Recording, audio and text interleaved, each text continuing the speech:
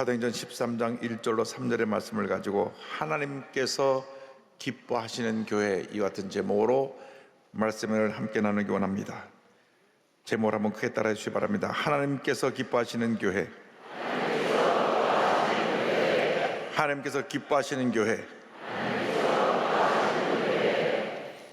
우리가 교회 창립 66주년을 맞이하면서 영광의 70주년을 바라보며 우리 교회가 나갈 방향에 대해서 오늘 이 말씀을 가지고 함께 은혜 나누기 원합니다. 스데반 집사가 돌에 맞아 순교하고 난 후에 예루살렘에 있는 수많은 성도가 뿔뿔이 흩어져서 복음을 전하게 되었는데, 당시 로마 제국의 3대 도시인 안디옥에 가서 복음을 전하게 되었고 그곳에 큰 부흥이 일어났습니다. 사도행전 11장 20절 21절은 설명합니다. 그 중에 구브로와 구레네 몇 사람이 안디옥에 이르러 헬라인에게도 말하여 주 예수를 전파하니 주의 손이 그들과 함께 하심에 수많은 사람들이 믿고 주께 돌아오더라. 그래 그곳에 세워진 교회가 안디옥 교회고, 안디옥 교회는 세계 교역상 최초로 세워진 이방인 교회입니다. 안디옥 교회가 크게 부흥해서 온 아시아와 온 유럽에 복음을 전하는 선교 센터가 되었습니다. 우리 교회가 안디옥 교회와 같이 하나님 앞에 교회에 쓰임받는 교회가 되어야 할 것입니다. 안디옥 교회는 어떠한 모습으로 하나님을 섬겼고 교회가 부흥했습니까? 첫 번째, 안디옥 교회는 온 마음과 정성을 다해 주님을 섬기는 교회였습니다. 안디옥 교회는 다양한 배경을 가진 지도자들이 한 팀을 이루었고 성령 안에서 하나 되어 오직 예수님만 높이고 예수님만 자랑하는 그러한 귀한 교회로 하나님 앞에 영광을 돌렸습니다. 사도행전 13장 1절 2절은 설명합니다. 안디옥 교회에 선지자들과 교사들이 있으니 곧 바나바와 니게르라 하는 시몬과 구레네 사람 루교와 분봉왕 헤롯의 젖도생 마나인과 및 사울이라. 주를 섬겨 금식할 때 성령이 이르시되 내가 불러 시키는 일을 위하여 바나바와 사울을 따로 세우라 하시니, 안디옥 교회에 5명의 지도자가 있었습니다. 5명이 한 팀을 이루어서 교회를 이끌어가고 있었는데, 그 중에 수석 담임 목사 같은 역할을 하는 분이 바나바입니다. 바나바는 아주 부유한 가문인데 성경을 보면 이 재산을 다 팔아서 교회에 헌금을 하여서 가난한 사람들을 구제한, 사람들에게 존경받는 지도자였습니다. 또 두 번째, 세 번째 기록된 사람은 아프리카 원주민인데 니게르라는 시몬과 또 루교가 있었습니다. 이 두 사람은 아프리카 흑인들이었습니다. 그런데 두 번째, 세 번째 위치에서 교회를 잘 섬겼습니다. 당시 헤롯 왕과 같은 같이 유모 밑에서 자라난 아주 왕자 같은 신분의 마나인이라고 하는 지도자가 있었고, 그리고 당시 최대 석학이었던 가말리엘 밑에서 공부해서 산헤드린 공회에서 차세대 지도자로 세웠던 훌륭한 가문의 배경을 가진 사울이 있었습니다. 이 5사람의 지도자가 전혀 그들의 배경이나 신분이 맞지 않은데 주님을 섬기는 마음으로 하나가 되어서 의견 나누지 않고 열심히 교회를 섬겨서 교회가 부흥하고 또 부흥했습니다. 교회 부흥의 비결은 하나 되는 데 있습니다. 예수님이 머리가 되시기 때문에 우리 예수의 몸으로서 한 지체를 이루고 교회 부흥에 우리 모두가 한 마음 되어 최선의 노력을 기울이는 우리 모두가 되어야 할 것입니다. 에베소 1장 22절 23절을 설명합니다.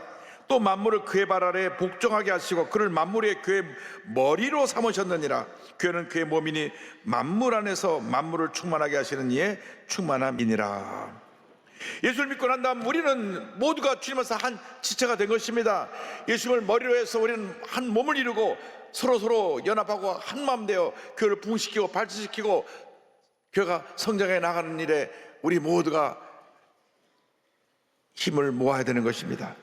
에베소 4장 15절 16절은 설명합니다. 오직 사랑 안에서 참된 것을 하여 범사에 그에까지 자랄지라. 그는 머리니 곧 그리스도라. 그에게서 온몸이 각 마디를 통하여 도움을 받음으로 연결되고 결합되어 각 지체 분량대로 역사하여 그 몸을 자라게 하며 사랑 안에서 스스로 세우느니라.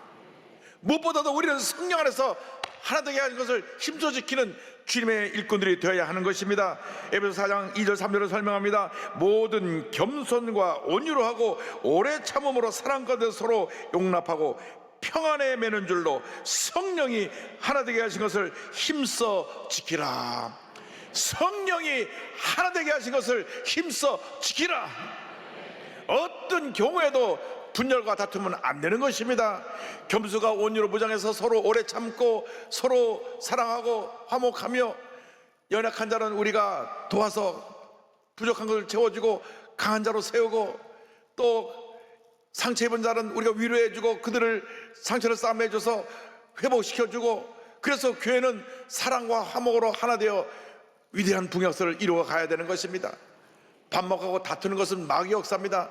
마귀는 어떻게 하든지 교회에 들어와서 분열과 다툼을 일으키려고 합니다. 그래서 교회 내에 이렇게 서로 나눠지게 하고 또 그리고 서로 자기 주장을 해서 부딪히게 하고 그래서 시험에 들게 하고 상처를 주게 되는 경우가 있습니다. 이것은 성령 역사가 아닙니다. 성령 역사는 하나 되게 하는 역사인 것입니다.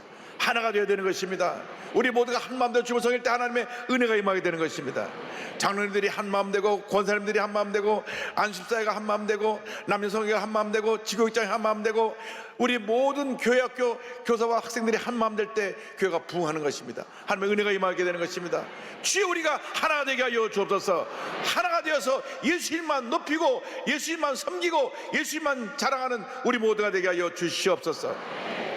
우리가 예수만 높이고 예수만 자랑할 때 하나님의 은혜가 임하게 되는 것입니다. 하나님의 축복이 임하게 되는 것입니다. 이렇게 하나가 되면 하나님께서 날마다 교회를 부흥시켜 주시는 것입니다. 우리가 둘째로 기억해야 될 것은 하나님의 은혜로 날마다 부흥하는 교회가 되어야 한다고 하는 것입니다. 사도행전 11장 21절 보니까 주의 손이 그들과 함께 하심에 수많은 사람들이 믿고 주께 돌아오더라. 안디옥 교회 주의 성령의 능력이 함께 하심으로 말미암아 수많은 사람들이 교회로 몰려왔습니다. 안디옥 교회에 대한 부흥의 소식을 듣고 예루살렘 교회에서 존경 많은 지도자 바나바를 안디옥 교회에 파송을 했습니다. 바나바가 오고 난 후에 안디옥 교회가 폭발적으로 부흥했습니다. 사도행전 11장 22절 24절입니다. 예루살렘 교회가 이 사람들의 소문을 듣고 바나바를 안디옥까지 보내니 바나바는 착한 사람이요 성령과 믿음이 충만한 사람이라 이에 큰 무리가 주께 더하여 지더라. 바나바가 와서 성도들을 섬길 때 교회가 폭발적으로 부흥했는데 바나바는 믿음의 사람이었고 성령의 사람이었고 존경받는 사람이었습니다. 훌륭한 지도자가 세워지면 교회는 부흥하는 것입니다. 여러분 모두가 다 훌륭한 지도자가 되어서 여러분을 보고 수많은 사람들이 구름대처럼 이 교회로 몰려오는 역사 있게 되기를 주님으로 축원합니다. 안디옥에 있는 성도들이 얼마나 열심으로 나가서 복음을 전했든지 만나는 모든 사람들에게 예수가 그리스도이십니다. 예수가 구세주이십니다. 예수가 메시아입니다. 그래서 예수가 그리스도다 하고 전하니까 저들은 사람들은 모이기만 하면 그리스도 얘기만 하는 그리스도꾼들이다, 그리스도인들이다. 그래서 생겨난 이름이 그리스도인 크리스찬입니다. 크리스찬이라는 이름이 2000년 전에 안디옥에서 생겨난 것입니다. 저들이 만나기만 하면 우리는 그리스도를 전하니까 저 사람들은 그리스도 사람들이다. 그래서 그리스도인 크리스찬 이름이 생겨나게 된 것입니다. 사도행전 11장 26절은 설명합니다. 만남에 안디옥에 데리고 와서 둘이 교회에 1년간 모여 있어 큰 무리를 가르쳤고 제자들이 안디옥에서 비로소 그리스도인이라 일컬음을 받게 되었더라. 크리스찬이라는 이름은 그들이 하나님의 사람들에 대해서 존경하는 마음으로 붙여준 이름입니다. 일본에 가보니까 일본의 기독교인이라고 하면 그들 모두가 존경한다고 그랬습니다. 왜? 기독교인들은 자기들과는 달리 더 높은 도덕적인 수준에서 윤리적인 수준에서 살아가고 있고 일본이 개화기에 일본의 모든 지도자들이 다 기독교 영향을 받은 사람들이기 때문에 일본 사람들의 50% 이상이 기독교를 존중한다고 그랬습니다. 기독교인은 안 돼도 기독교를 존중하는 참 모순적인 일이 바로 우리 이웃나라에 있는데, 우리 대한민국이 그렇게 변화되기를 바랍니다. 우리 대한민국의 절반 이상이 참 기독교인은 훌륭하다 칭찬하고, 그래서 저들이 기독교에 대해서 마음의 문이 열리기를 주님의 이름으로 축원합니다. 이렇게 안디옥교가 날마다 부흥했습니다. 부흥하고 또 부흥해서 선한 영을 온 사방에 전했던 것입니다. 안디옥 교회는 또 구제와 선교에 힘썼던 교회입니다. 로마 글라우디오 황제 때 흉년이 들었습니다. 흉년이 들었을 때 저들이 헌금을 모아가지고 구제 헌금을 예루살렘 교회에 보내기도 한 그러한 아름다운 모습의 교회가 바로 안디옥 교회였습니다. 사도행전 11장 28절 29절입니다. 그 중에 아가보라 하는 한 사람이 일어나 성령으로 말하되 천하에 큰 흉년이 들리라 하더니 글라우디오 때 그렇게 되니라. 제자들이 각각 그 힘들어 유대에 사는 형제들에게 부조를 보내기로 작정하고, 구제와 선교에 있을 때 교회가 날마다 부흥하는 것입니다. 저희 여의도 순복교가 해마다 3분의 1 이상의 예산을 구제와 선교에 쓰고 있습니다. 올해도 우리가 350억 예산을 구제와 선교에 책정해놓고 집행하고 있는데, 하나님께서 날마다 우리 교회를 부흥시켜 주시고 축복해 주셔서 우리가 더 섬기고 더 나눌 수 있게 되고 더 주의 사랑을 전할 수 있게 된 은혜를 감사드립니다. 모든 것이 주님의 은혜입니다. 할렐루야. 하나님께 영광 돌립니다. 나아가서 안디옥교회는 무엇보다도 예수님의 지상명령인 선교에 최선을 다하는 교회였습니다. 교회가 선교에 최선을 다할 때 하나님의 은혜가 임하게 되는 것입니다. 선교는 예수님의 지상명령이요 교회의 존재 목적입니다. 여러분, 교회가 선교하지 않으면 교회는 부흥하지 않습니다. 교회는 오히려 사람이 줄고 쇠퇴하게 되는 것입니다.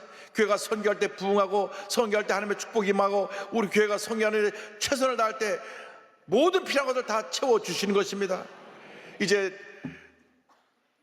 2주 후면 제 50주년 선교 대회를 가지고 선교 우리가 대회 행사를 하는데, 하나님께서 우리 교회 선교사를 통해서 놀라운 부흥을 지난 50년 동안 허락해 주셨습니다. 선교할 때 교회가 또 부흥하고 또 부흥하고 또 부흥했습니다. 선교에 힘쓸 때 하나님의 축복이 임했습니다. 많은 사람들이 선교를 해서 헌금했을 때 그 손길이 복된 손길이 어서 복에 복이 임했던 것입니다. 여러분, 우리가 선교에 최선을 다해야 되는 것입니다. 사도행전 14장 2절 3절을 말씀합니다. 주를 섬겨 금식할 때 성령이 이르시되 내가 불러 시키는 일을 위하여 바나바와 사울을 따로 세우라 하시니 이에 금식하며 기도하고 두 사람에게 안수하여 보내니라. 안디옥 교회에서 교회 역사상 최초로 두 사람의 선교사를 보냅니다. 그 교회에서 없어서는 안 될 가장 소중한 5명의 지도자 가운데 수석 목사인 바나바와 또 바울이라는 이름을 갖고 있던 사울, 이 가장 탁월한 두 사람의 주자를 뽑아서 선교사로 파송합니다. 선교사는 최고의 사람, 최선의 사람을 우리 선정해서 보내야 되는 것입니다. 아무나 선교사로 보내면 안 됩니다. 모든 면에 갖춰진 최고의 사람이 선교사로 나가야 되는 것입니다. 우리 한국 개화기에 한국에 들어온 선교사람은 모두가 다 영적으로나 지적으로나 최고의 실력을 갖춘 선교사들이었습니다. 언도우소 선교사님, 아펜셀러 선교사님, 우리 한국에 최초로 들어온 선교사님이죠. 알렌 선교사님, 하디 선교사님, 스크래튼 선교사님, 에비스 선교사님, 로지타 홀 선교사님, 스코빌 선교사님, 이 모든 선교사님들이 한국에 와서 그의 삶을 바쳐 헌신해서 오늘날 이렇게 한국이 아시아 최대 기독교국가가 되는데 헌신했던 것입니다. 해방 전까지 약 1,500명의 선교사들이 이 땅에 와서 선교하면서 순교하고 소천해서 우리 대한민국의 그 삶을 바침으로 말미암아 하나님의 놀라운 축복이 이 대한민국에 임하게 된 것입니다. 우리 여의도 순복교회가 오늘 있기까지 허스턴 선교사님의 그 헌신을 우리는 잃을 수가 없습니다. 허스턴 선교사님은 우리 순복음교회가 서대문에서 처음으로 이름이 순복음 부흥회관입니다. 순복음 부흥회관이에요. 그때 부흥회관에 미국에서 선교비를 보내서 부흥회관을 설립하는 모든 비용을 대고 그 책임자로 허스턴 선교사님을 세우시고, 그 다음 순복음 부흥회관이 변하여 순복음 중앙교회가 됩니다. 그때 주보를 보면 순복음 중앙교회 담임 목사님이 허스턴 목사님과 조영 목사님 두 사람으로 되어 있습니다. 그때는 아직 조영 목사님이 목사 안수를 받지 못했을 때 허스턴 목사님이 담임 목사로서 공동 목회자로 조영 목사님을 집어넣어서 이름을 넣고, 허스턴 목사님 얼마나 겸손하신지 교회가 부흥되고 나서 모든 타이틀을 다 조영 목사님께 넘겨드렸습니다. 그러니까 어떻게 보면 이 여의도 순복음교회 기초를 놓을 때 기도로서 가장 큰 공헌하는 분이 있으면 조영 목사님 도역자인 최철인 목사님이셨고, 또 교회가 지어지게 하고 모든 미국에서 선교자가 가지고 와서 이 서대문교회가 세워지게 한 공로자는 허스턴 선교사님입니다. 하나님께서 이 귀한 선교사를 통해서 교회가 이렇게 부흥하도록 만들어 주신 것입니다. 특별히 올해 선교 50주년을 맞이하면서 해외 나가 선교하다가 소천하시고 순교하신 모든 우리 선교사님들의 그 귀한 공헌을 우리 마음속에 새기며 감사해야 될 것입니다. 우리 모두가 선교 여건으로 거듭나야 됩니다. 예수님께서 말씀하셨습니다. 마가복음 16장 15절입니다. 또 이르시되 너희는 온 천하에 다니며 만민에게 복음을 전파하라. 선교는 예수님의 절대 지상 명령입니다. 마태복음 28장 18절 20절 말씀 우리 다 같이 봉독합니다. 예수께서 나와 말씀하여 이르시되 하늘과 땅의 모든 권세를 내게 주셨으니 그러므로 너희는 가서 모든 민족을 제자로 삼아 아버지와 아들과 성령의 이름으로 침례를 베풀고 내가 너에게 분부한 모든 것을 가르쳐 지키게 하라. 볼지어다 내가 세상 끝날까지 너희와 항상 함께 있으리라 하시니라. 아멘. 주님 오시는 그날까지 우리는 복음을 전하고 또 전하고 또 전하고 또 전하다가 주님께서 오라 부르실 때 기쁨으로 주님 맞이할 수 있는 우리 모두가 되어야 할 것입니다. 여러분, 모든 성도가 나가서 복음을 전해야 되는 것입니다. 안디옥 교회 성도들이 안디옥 도시 전체를 복음으로 뒤흔들어 놓아서 그 당시 역사가들의 기록에 따르면 안디옥 교회에 10만 성도가 있다고 그럽니다. 2000년 전에 10만 성도면 지금 100만 성도입니다. 여러분, 우리 교회가 100만 성도 채우는 것은 아무것도 아닙니다. 여러분 나가서 한 분이 한 분씩만 모셔오면 그냥 100만이 넘어가는 것입니다. 여러분, 우리 주위에 믿지 않은 사람이 너도 나도 와서 우리를 도우라고 손싸고 있는데 나가서 복음을 전해야 됩니다.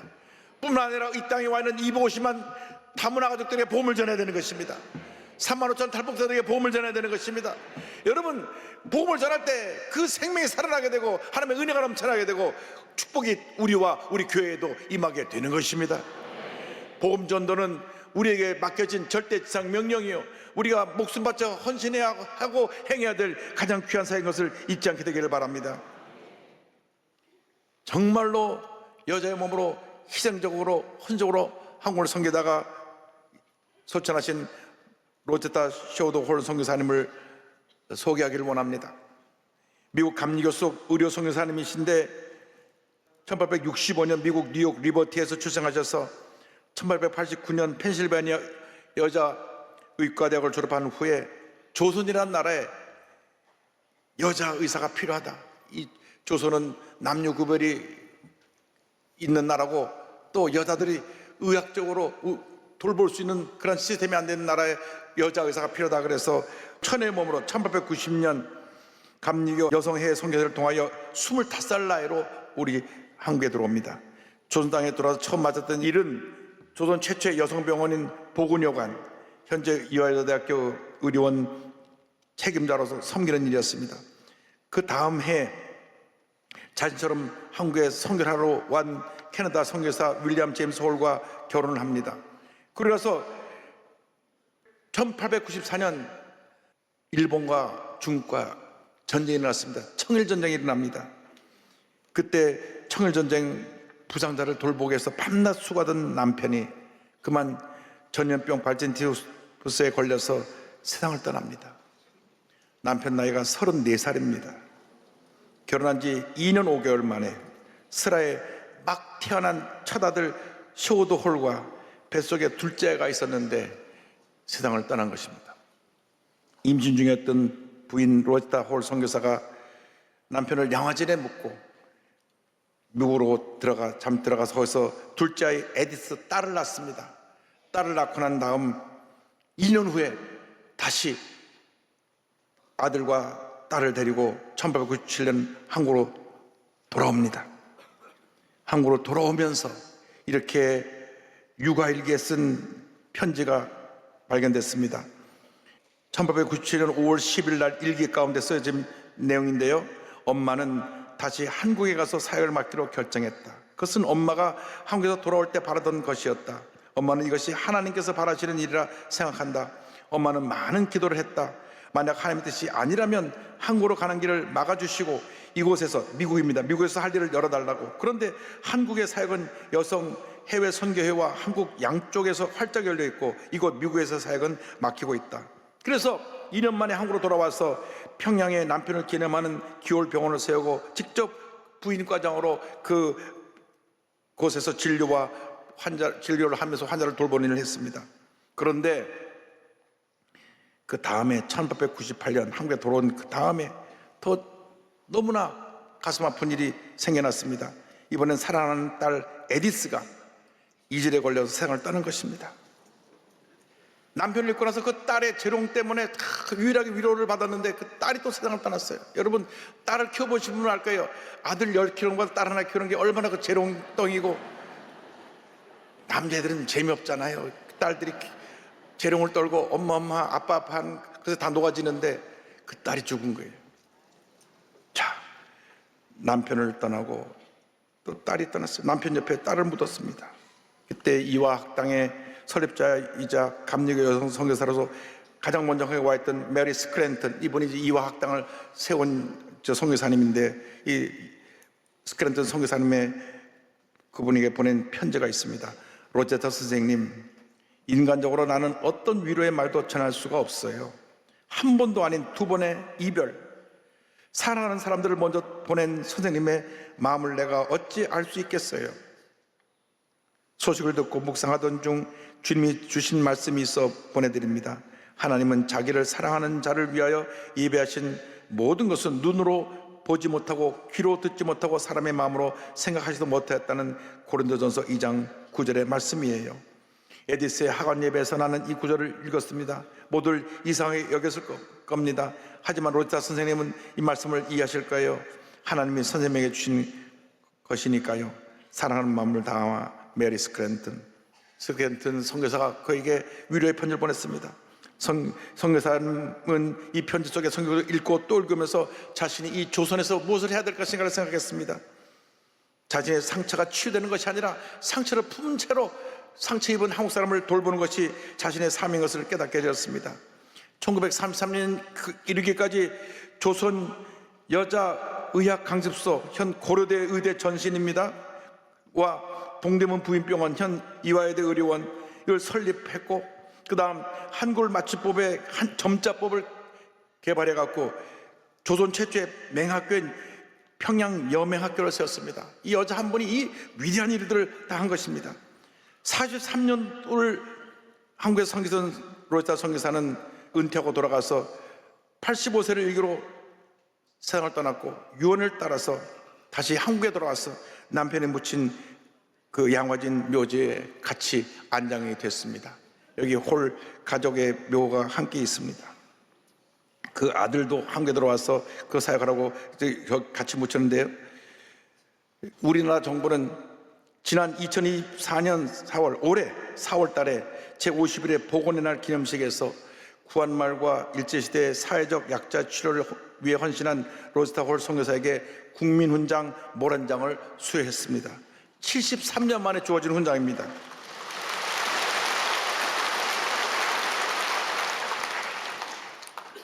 참 73년 만에 이 귀한 훈장을 받았습니다. 로제타 선교사님 일기장에 서투른 한국말로 써진 글씨가 있습니다. 어둡고 길 모르니 나를 도와주소서.